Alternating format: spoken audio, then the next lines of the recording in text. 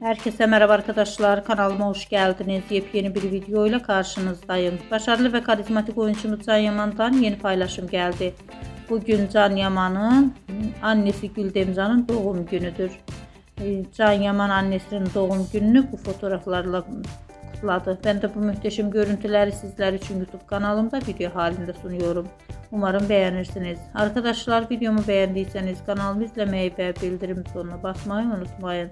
Şimdilik benden bu kadar olsun. Yeni videomuzda görüşmek üzere. Hoşça kalın.